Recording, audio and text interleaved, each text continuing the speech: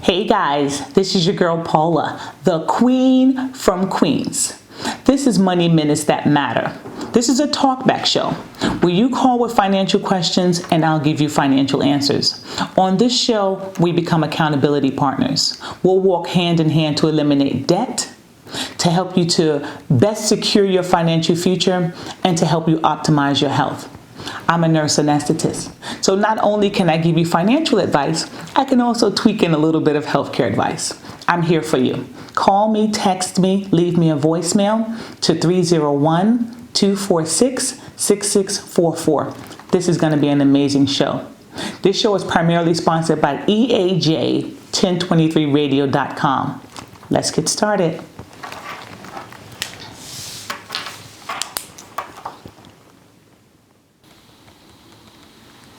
We have downtown Theo Brown from Chicago on the line. Hey, Theo. Hey, Queens of Queens, how are you? I'm good. Thank you for calling. How are you? I'm great. Finally got a chance to be on your show. I'm so excited. How are you? I'm good. Well, listen, I follow you on Facebook Live every Tuesday, so I appreciate you as well. Thank you for calling. Well, thank you for having me. I really appreciate you. I've gotten a lot of places with your advice. I really appreciate you. Well, thank you. I tell you what, I've never been to Chicago, and thank you for inviting me to be on your show this fall. But I do hear that I must take a Lake Michigan boat ride to see the architecture. Yes, it is fabulous. They have a taxi ride that goes from Chinatown all the way in the heart of the city. It is beautiful, and we have one of the best skylines in the world. I'm from New York. Sorry. And my pizza's better, too. Mine is a small in New York, but anyway. Yeah, but my pizza's better. The water's better. The bagel's better. But what can I do for you, Theo? Hey, listen, I'm interested in knowing something about taking out a loan from a 401k, and interested to know but here's the situation. Well, say it was $45,000 from a 401k, and I want to take it out to pay off some credit card debts, which are hitting me for anywhere from 18 to 20%. And the question becomes, if I don't make my payments on time, my interest rates will rise. So here I have an opportunity to take out a loan, possible loan from my 401k with no 10% tax penalty because it's just a loan. I hope I'm not talking too fast. No, you're okay. And I want to be able to pay it back versus the high tumultuous debt at 20 to 18% impossible. Like I said, missing a payment and stuff. So I'm really suffering in debt. What do you think about that? Well, Theo, you have such a radio voice. You have a great voice. But outside of that, let's talk about you first. So you said you have a credit card debt of $45,000? No, I have a credit card debt. I want to take out 45. Yeah, so yeah, 45,000. Yes. So you want to take out $45,000 in a 4K loan for what? Credit card is equal to how much? For credit card, yes. How much is your credit card total debt? My credit card total debt is about $20,000. $20,000. Any other debt? Yeah, car loan at $25,000. Your car loan's $25,000. So that's your $45,000 you want to take out. Right. So Theo, let me ask you this: how old are you? I'm 55. You're 55, and you're looking to retire in the next 15 years or so, at the age of 65, 70? Yes. So let me talk to you about the CARES Act and taking out money out of your 401k. And yes, there is a provision made for that. And the provision says that you can take $100,000 or your entire amount if it's less than $100,000 with no 10% penalty. That's what you were talking about. But it does still accrue interest, and you still need to pay it back. So what the federal government said was that you get 3 years to pay it back. Meaning, if you can take that $45,000 and put it back, there will be no taxes to pay. But if you take it out as a loan, whatever your tax bracket is, 25, 30, 35%, you still have to pay that back. So it's not a gift. But let me tell you why I do not like the idea of taking out 401k loans. Okay, because you're going to have to retire at some point. So the market right now sucks. Last year in my 401k, I think my average gain was about 13%. I have people I know who gained 18%. A really good friend, a client, she gained 20%, right? Yeah. I looked at my 401k this week and I'm down 6.5%. Sucks. I'm at negative 6.5% for the year. But if you're going to retire in 15 years, it's like, I'm from New York, so we have apple trees. We're the big apple. We have apple trees. If you have a big apple tree in your front yard that's been producing for you, big, beautiful, red, delicious apples, well, right now, that apple tree is not doing very much. Ergo, the market's not doing very much, right? Things looking pretty withered and worn. And so what do? How do you get in a position where you pay off your debts using that apple tree, which is in your front yard, that's not looking very good? Well, if you take the apple tree and you rip it out of the soil, then it will never produce again. So if you take all the money out of your 401k, even $45,000, that $45,000 will be ripped up from the soil and it'll never produce apples. But if you get over the bad period where your apple tree is looking weathered and worn, and let's say if you fertilize it, you prune it, you water it, at some point within the next year or so, that apple tree can reproduce for you. So think of that the same way of taking the money out of your market. If you take the money out, and right now your 401k is taking a hit. So if you had several $100,000, now you may be down a significant portion, a third, 30%. But if you take it out, it'll never gain back. So it appears to be a gift for you because you have these high interest rates credit cards. But very honestly, you'll never have that potential growth. And retirement is right over around the corner for you. It's right over the horizon. So if you do that, then you're putting yourself in a position where retirement may be difficult for you. So what do I suggest, right? I suggest two things. One, that you go on my you go on my website, Robert's Target Financials, download my budget sheet. Get on a budget, squeeze every dollar you can, and aggressively pay off your debts. I also have what's called a debt payment sheet, where I suggest you put 10 to 20% of your take-home pay in as a target amount and start aggressively paying down your debts from the smallest amount to the largest amount. Just keep hitting them. Secondly, what I can say to you, which I very rarely recommend, if you refinanced your credit cards to an interest-free credit card for 18 to 24 months, yes, there's a fee associated with it, so I hate recommending that. But the amount of interest you're paying per month is probably several $100s that you're giving away in money. So if you choose to take that credit card debt, lump it onto another one, 18 months, and aggressively hit that, and after your credit cards are done, aggressively hit your car, within the next 4 to 5 years, you can be completely done. Okay, so I wouldn't touch that apple tree in the front. I don't know what you grow in Chicago, but we grow apple trees in New York. What about last question? If I could ask one. Sure, of course. What about if I open up an IRA and put in $6,000 for the next 10 years? This way, I'll end up having a tax advantage retirement that I built up now, and I'll catch back up with the money that I've taken out. Okay, so you're talking to me about maybe doing a Roth IRA? Yep. Okay. I want to put $6,000 in there every year to 10 years, so I'll be able to catch up with the money that I've taken out of last apple tree. I love Roth IRAs, right? But again, you can't save if you're in debt. Why? Because the growth that you're growing, even if your Roth IRA gives you this year overall 8%, on average 10%, well, 10% of $6,000 is $600. You're paying $400 to $500 a month in interest.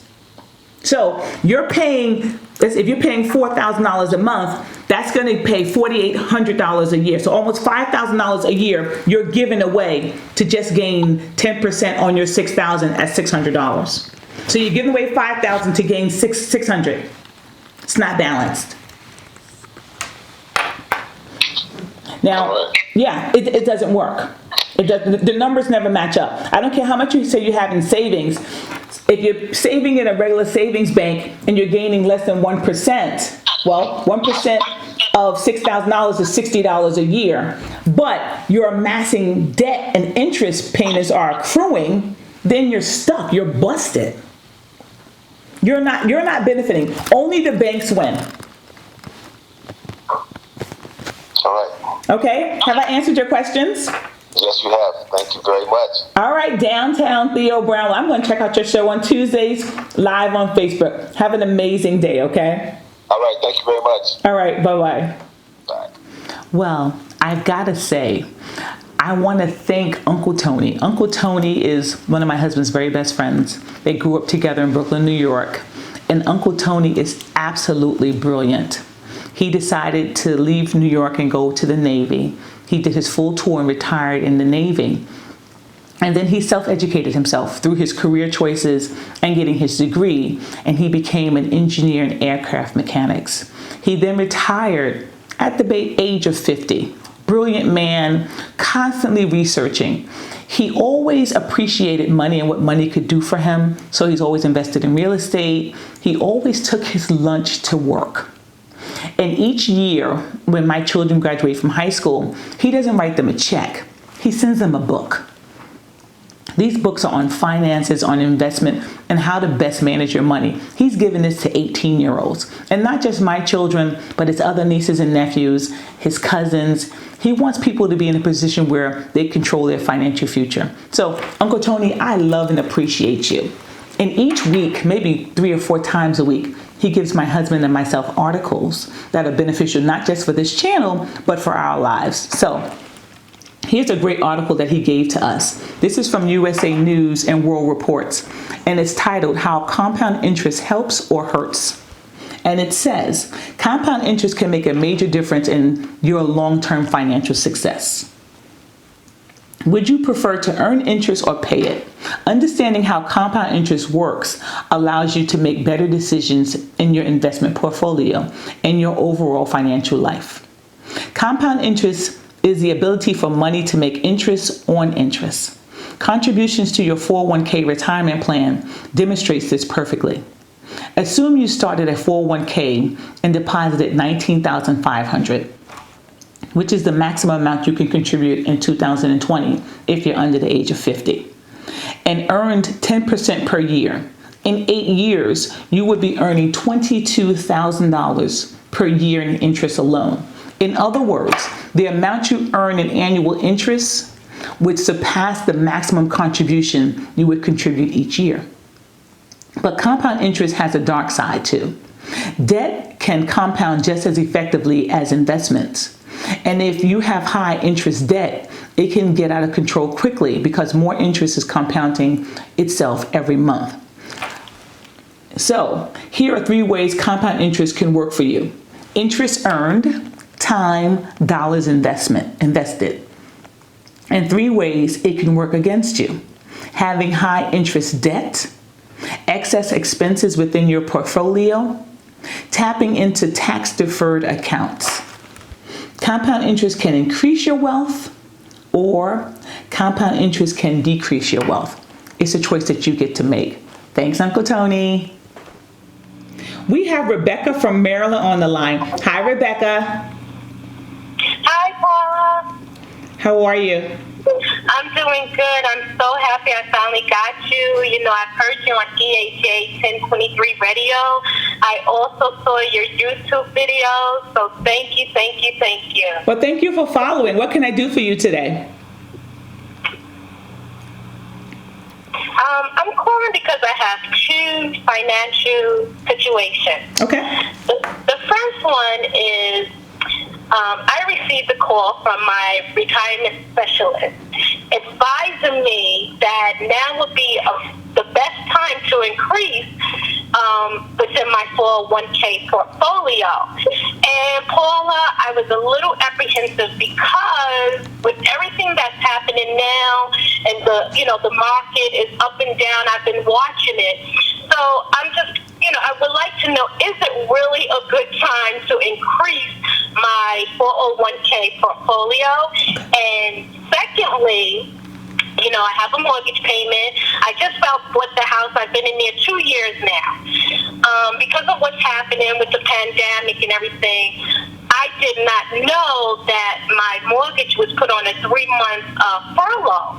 So I called them, and they said they did it for my protection. And I was a little bit shocked. So I was like, okay, because my mortgage payment is up to date. So I'm thinking, should I take that furlough for the next 3 months and hold on to that money, or continue to pay into my mortgage? So that's where I am. Thank you. Okay, no, that's awesome, Rebecca. Okay, so quick questions. Let's talk about you first. Now, Rebecca, how old are you? I am 51. You're 51, and you're investing in your retirement, yes? Yeah. Your 401k. So at 51 years old, you can put in $26,000 a year. Are you maxing out? Okay. Are you putting in $26,000 a year? No, I'm not. Okay. I'm not. So tell me, do you have any debt in addition to your mortgage? I do have debt. I have a car payment. I also have 2 credit cards, and I have the Money Monster student loan. You know, that's a thorn in my side, student loans. Okay.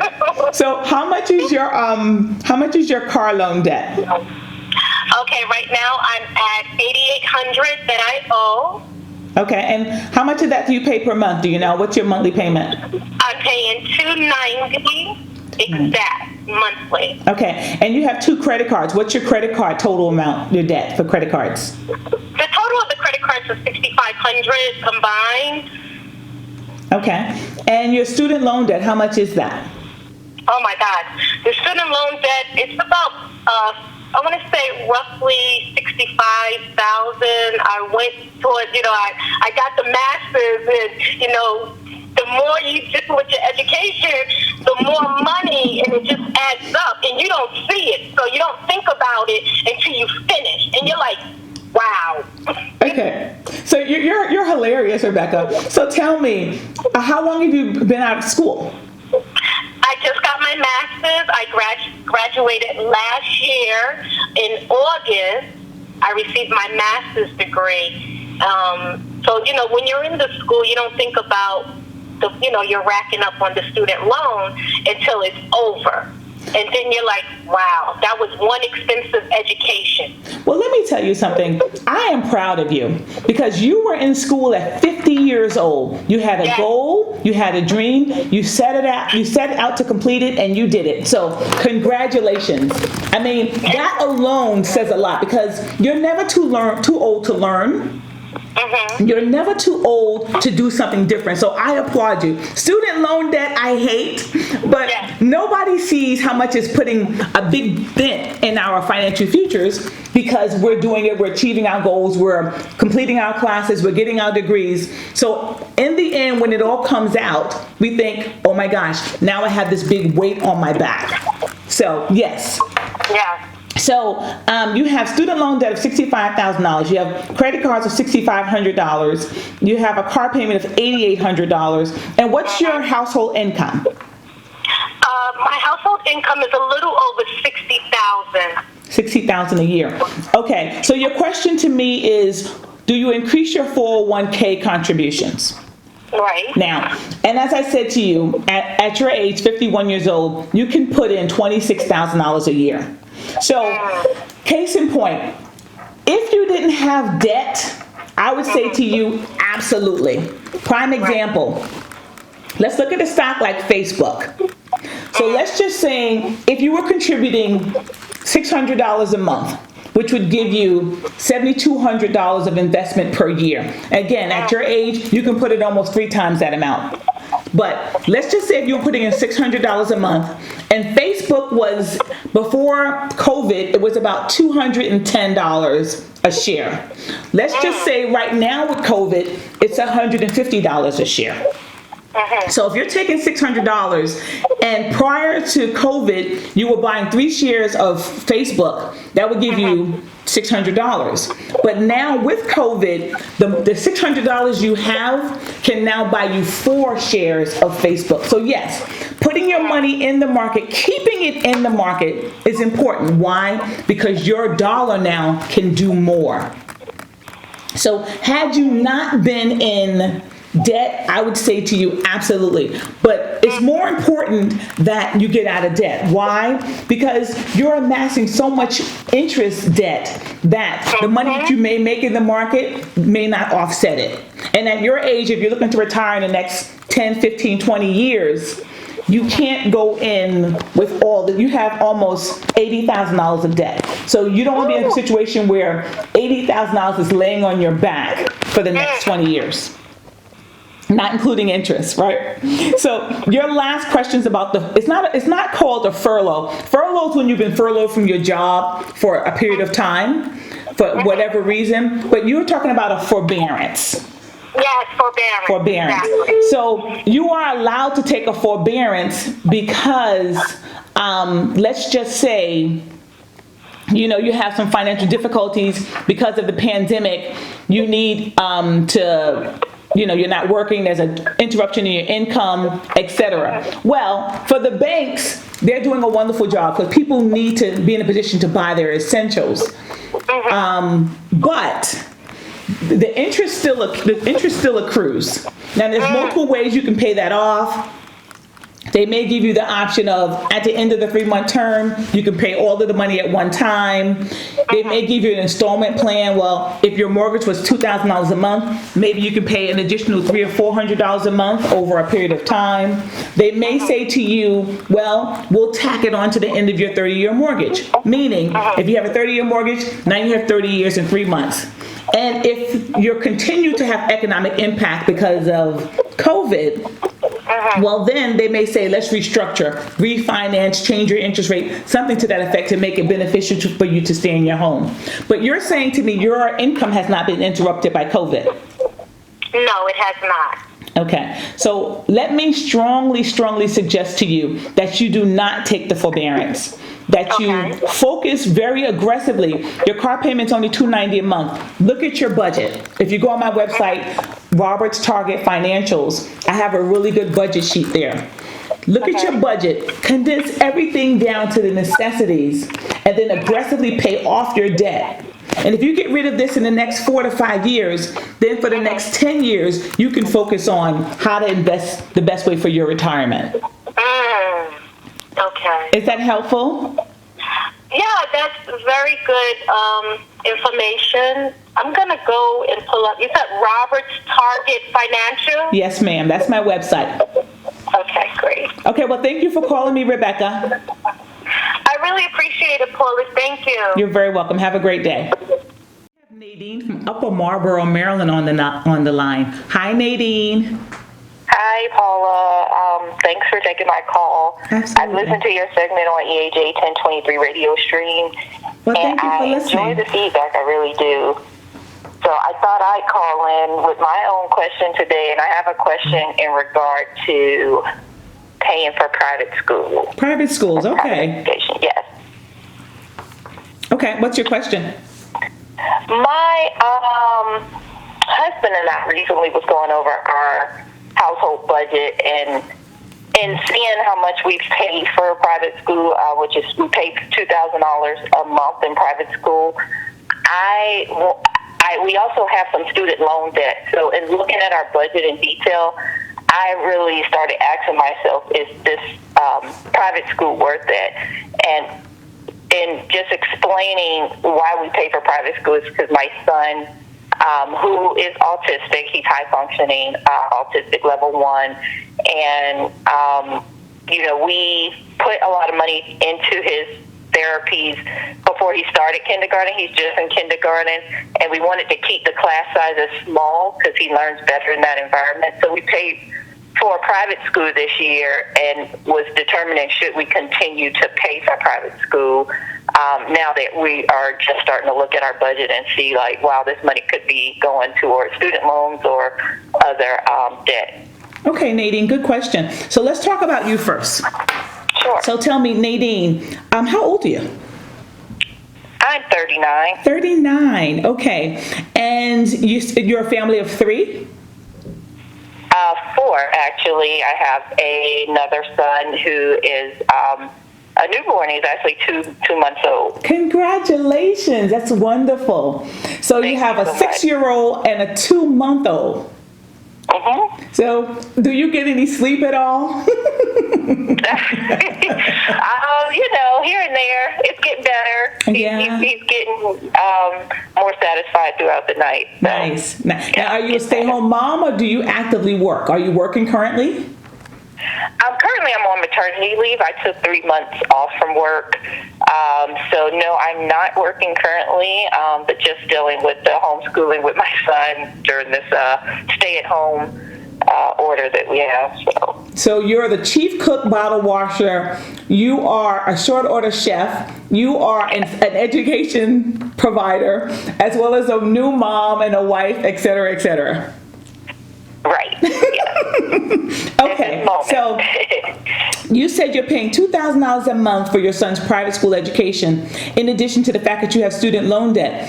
How much is your student loan debt? Me and my husband combined, we have a balance of about $59,000. $59,000. Now, do you have any other debt? Excuse me? Do you have any other debt? No, not really. Our mortgage, and that's about it. Okay. Student loan and mortgage, everything else is kind of paid off. We just paid off a large amount of credit card debt. Very nice, very nice. Well, I love the fact that you and your husband are on one accord and that you guys have budgetary meetings. I mean, that's most important, because you need to be in a position where the two of you are understanding what your plan is for your current and for your future. So I love that. So you've decided to do private school for your son, and you said in addition you educated him prior to going to kindergarten, so he's high functioning autistic. You said level 1, I believe? Yes, ASD level 1. Yes, he's high functioning. Okay, so let me just say, and although I'm a nurse anesthetist, I've never worked in pediatrics, so I'm not an expert, but do you know FAPE? You ever heard of FAPE? Free appropriate public education for each child between the ages of 3 and 21? I have. Yes, I have heard of it. And how does that work for your son? I mean, is he in a position where he can get what he wants on a public side, or will his needs not be met according to what his IEP was, or his individual education plan? Right. If I can just talk a little bit about that, we did put him in a public school through early childhood, and his main issue is his main delay is speech. He's speech delayed, so he has receptive and expressive language delay. And the county here did not recognize that in him. They said, "Oh, he's just, slow for his age or whatever." And I fought through IEP meetings. This is just like he's 3 at this point, and we're fighting for it. So, just with a lot of my mom groups here for autism moms and stuff, I hear a lot about the special education in the school not being the best, if you will, the best resources. But I will do as a new mom, and just going through that. Dealing with autism, when you're told your child has autism, is daunting, and you're like, it's all these resources are thrown at you at once, and you're just trying to make the best decision. But once we did start getting him the therapies he needed, we found a preschool that works with kids with autism, provides that it was private, then we could focus on what we need to do for our son. And it has been working very well, like no regression. He's doing a lot of gains in learning. It's been a big learning thing. So when kindergarten came around, it was time for him to go to school. I was so afraid that if we put him in the local public school that he would regress due to what I've experienced early on. But I am more educated now, and I do know how to advocate a little bit more now because I've been going through it for the years. And we do have a service plan in place, which was part of his IEP. The private schools don't have to follow the service plan or the IEP because they don't follow the IDEA law, which FAPE comes under. But I'm a little bit more familiar, and we are trying to weigh in that now. Like, do we just put them in a public school and fight for that FAPE education, that fair education that he deserves, since we do pay taxes? So that's why my question's coming about. So. Well, Nadine, let me tell you, I salute you 1,000%. And as a mom, I'm a mom of 4 children. We have to be our children's strongest advocate. No bones about it. These are our children, and if we don't know their strengths and their weaknesses and meet their challenges, then we're defeating our purposes. So thank you for being an amazing mom. And God bless you. But let me also say this. Okay. Is the private school meeting the needs for your son? Are you believing that where he is the most appropriate place? Not for what we're paying. No, I don't. I mean, the curriculum is advanced, which is okay. He's in a class of just 7 students with 2 teachers. While they work with unique kids that are unique is what they say, so they can have kids that are high-functioning autism. So, I mean, if you're more severe, this is not the school for you. It's more for high-functioning Asperger's kids, kids with ADHD maybe. But what we're noticing is that where my son's delay is, he has a receptive delay. So he's not always understanding what someone's saying to him, and his processing delay is slow as well. So if he comes in and answers a question, if he doesn't get it right away or he doesn't get what they're saying, they kind of go right past him and on to the next student. And then the curriculum is kind of advanced as well, and so because he's in class with ages 6 through, or I would say 5 through 8, so sometimes they're teaching at a first grade, second grade level, and because of where he is and how he learns, I'm like, whoa, it would be great if he was the advanced type student, but he needs help. So I don't feel like they individualize a program to him, and so I had to bring in our personal therapist who we pay for out of our insurance, out of our pocket, and they went into the school, and they're the ones who reported this back to me, what's going on, and then the school loves it because they're like, oh, your therapist was such a help, John's doing great now, or your son's doing awesome, and I'm just like, well, I had to bring in my own therapist for this, loan come out of my pocket. So we feel he's at a school now where this private school is. It's just not the school for him. It's not the fit for him. He needs something a little more individualized, and not like an IEP comes in, and you only can get those IEPs under the public education. So I think it's a fear that I have. I need to step back from that fear and say, hey, you need to try this out. So I advocate for him. It doesn't work, and maybe you should get other solutions on maybe going to better public school area or something like that. Well, Nadine, let's talk numbers. Okay. So $2,000 a month times 10 months, the school year, is $20,000. It's $200,000. I'm sorry. It's $20,000 a year. Over the course of 12 years, that's almost $250,000, and that's one son. So now if you decide to put your second child in private education, you're looking at paying close to $500,000 from K to 12th grade. $500,000. So if you look at numbers and you said you have a student loan debt of about $60,000 in addition to your mortgage. If looking at a community where the public education system can meet the needs of your child individually with his IEP, in addition to providing what your second child may need, that could save you. So although the budget or the housing cost may be more expensive, why don't you and your husband look at your numbers?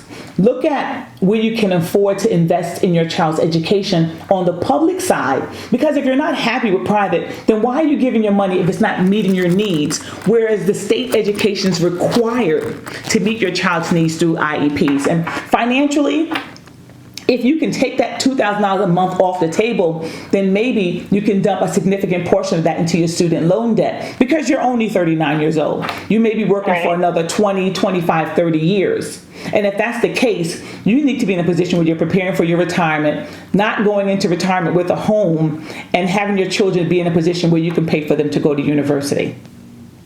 Right. Okay? Yeah, that's great feedback. I really appreciate it. Well, I appreciate your calling me. Thank you so much, Nadine. And take care of your family. You, congratulations again. All right, take care. Okay. We have Annie from North Carolina on the line. Hi, Annie. Hi, Queen. How's it going? I'm good. How are you? I am just fine. Good, good. What can I do for you today? Yes.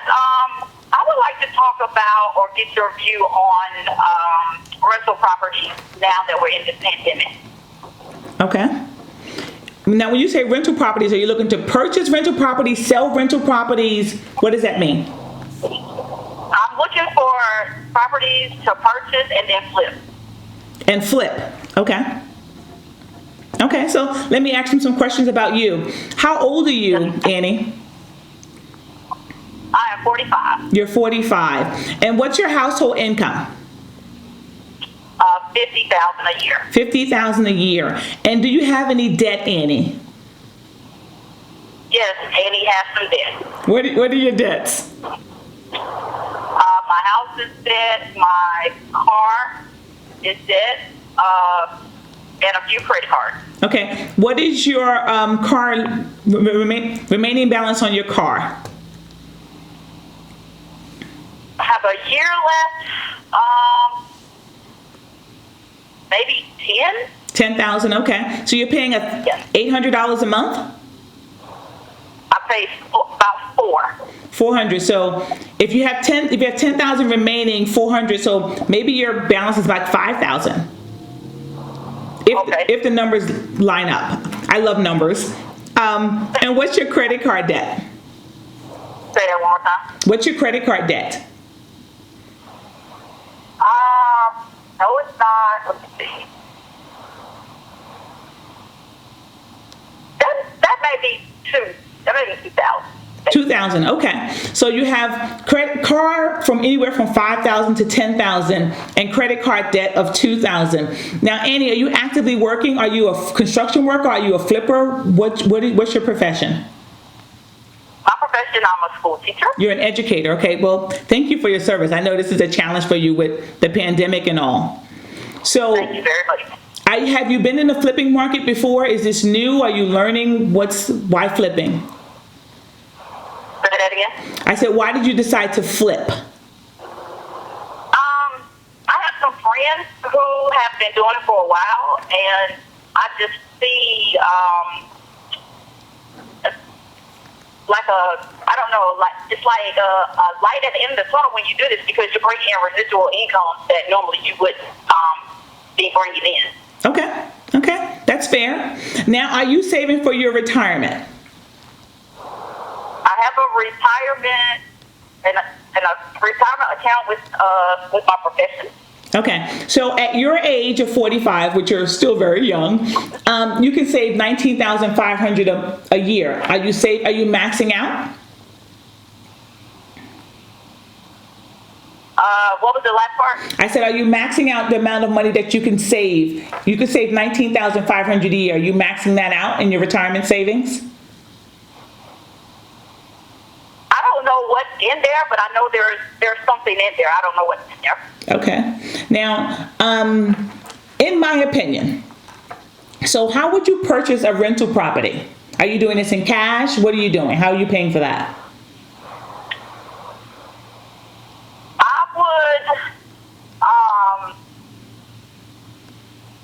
I would love to,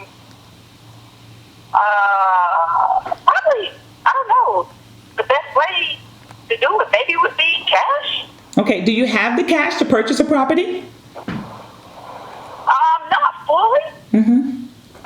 Okay, let me, there are a lot of advantages and disadvantages of rental properties. Okay. I don't have any of my own, right? But let me say this to you. And my true belief is debt is a disease that can be cured. So if you're in debt, then for you to take on more debt to maybe gain money and have residual income, because it may not be so residual. And I tell you why, right? Because if you're looking to be in a position to flip the properties, you need to have money up front to pay for it. Because if you're taking out debt, paying interest to maybe make money, then you may encounter a lot more issues. One, I've built a home myself, so if you build anything, whatever your budget is, you need 30 to 50% more for incidentals that may occur. So you may think because of the market, it's going to flip at this rate.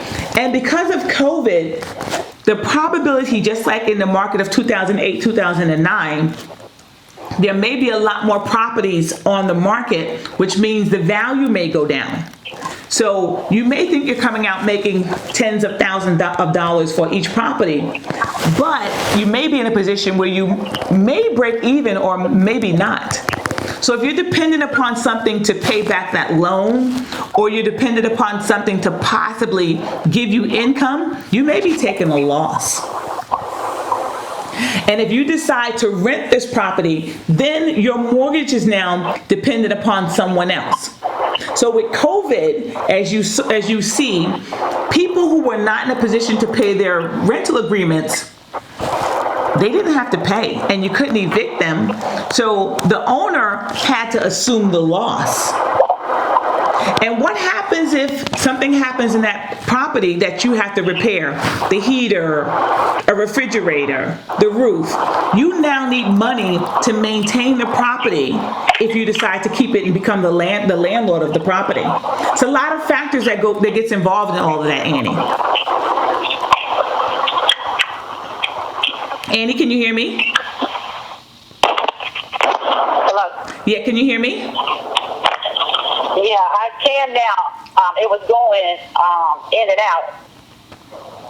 Okay, well, I'm sorry for that. So my recommendation to you, right, because you have a really nice, healthy income. One, I think it's so important for people to be transparent with themselves and to know where they are. So one, let me encourage you to find out how much you have in your retirement accounts. It's not enough to have the money just sitting there. You need to know what it's invested in. If it's aggressive enough for you, considering you have maybe 15 to 20 years before you retire, are you making enough money to retire? I had someone say to me, well, they're 65 and they're going to retire and they have $100,000 saved. And I said to them, not including Social Security, $100,000 over 20 years' time is about $400 a month. So you need to know what's in your 401k. You need to know what it's doing in there. You need to find out how much you owe on your car payment and aggressively get rid of that. $2,000 on credit cards, you can take care of that as well. And then maybe if you save up money, you can have money to purchase outright a property that you can flip and potentially make money on. Okay, that's good advice. Okay. Well, I appreciate your calling me. Thank you so much, Annie. This has been another amazing show. I am so thankful for you guys as listeners. Because of you, I'm here. This is not my show. This is our show. We're accountability partners, and I appreciate your calling me. On this last show, we just talked to 4 individuals, and we talked about life. How do we educate our children the best way possible? How do we pay off debt and prepare for our retirement? Is it a good idea to take money out of our 401k? This doesn't just help these individuals, it helps everyone. And I love you and I appreciate you. Have an amazing day and please stay safe. Faith conquers fear. Roberts Targets Financial is not a certified professional service of finances, brokers, accountants, taxes, insurance, or legal. We research the advice that is given to provide the most accurate, up-to-date information. This information is designed to work in conjunction with your information. All information is suggestions. We recommend that you consult with a trusted licensed professional for your specific decisions. All information is for general purposes. We are not liable for any losses or gains. We accept no responsibility for any decisions made after participating on or from listening to the show or from Roberts Targets Financials. If you like this episode, hit the subscribe button.